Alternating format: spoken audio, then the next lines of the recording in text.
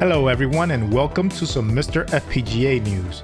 This week we will be talking about Mortal Kombat updates, the Simpsons core should be releasing soon, Nintendo 64 core updates, and more. So let's get to it. The RSP in the Nintendo 64 core now fulfills all of the N64 system tests. These system tests are a suite of tests created by emulator developers that help validate results of emulators to real hardware. So passing these tests is a great milestone for the core. But the work on the RSP is still not complete. What's finished for the RSP are the scalar unit and vector units. Now the instruction decoding setup itself is missing two key features. Robert feels that this will not cost a lot of FPGA resources, but they will still be tricky to build. To better test the instruction decoding, it has been decided to postpone its implementation until some games start running. Also, if you enjoy technical deep dives into hardware and would also like to support Robert's work, you can check out an awesome article on Patreon that discusses just how powerful the RSP in the N64 really is, and how it compares to the processing power of the Game Boy Advance and PlayStation CPUs, two systems he's developed cores for. After taking a break, Jimmy Stones is attempting to get back into the Juno First arcade core development. It's a little rocky now as a single missing sound is being a pain to debug, since in simulation the core is running at only 3 frames per second. Another issue appeared in that the timer circuit is not in sync between the core and the MAME arcade emulator, which means that the logs between each other will never match, so that also needs to be fixed. Let's hope these issues can be fixed soon because Juno First looks to be like a really cool Konami arcade game. Martin Donlin has added an OSD locking feature to MiSTer. This will allow you to put your MiSTer in sort of a kiosk mode by disabling the on-screen display unless you enter an input password. This is good if you want to keep your MiSTer locked to one game. Only users with the input password will be able to load other games, but if you pair this with Wizzle's remote tool, you can still load your favorites and other games right from a web browser. Last week, I talked about some users using NFC tags to run games on MiSTer. The method used required an Arduino and NFC module board. Now, Gareth Jones on Twitter is adding NFC Reader Support to Wizzle's suite of MiSTer extensions. This time using a USB NFC reader you can get off Amazon or AliExpress, so it looks to be a more simpler setup. This feature isn't available yet, but Wizzle is planning on having downloads and documentation up next week.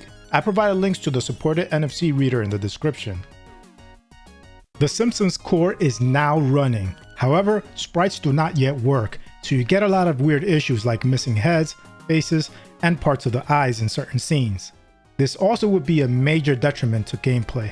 Hotego does mention that it should take 2 to 3 days to have sprites ready, and he's targeting a release date for next Friday. And another post by Hotego shows us that his team also has an X-Men PCB, and their lab work revealed that the sprite update between the Simpsons and the X-Men PCB occurs at different times in the frame, and takes twice as long in the Simpsons. So those differences have to be taken into account when developing a core. Track 17 has been dropping hints on the Mortal Kombat arcade core. One post shows us the controls of a Mortal Kombat arcade cabinet along with a PCB and a MiSTer FPGA. And the post also references, "Those were $500 sunglasses, asshole." A later post shows a Notepad++ window with the Mortal Kombat MRA file. MRA files specify which RBF file to use and which MAME ROM zip files to create on the fly into a ROM to pass to the arcade core.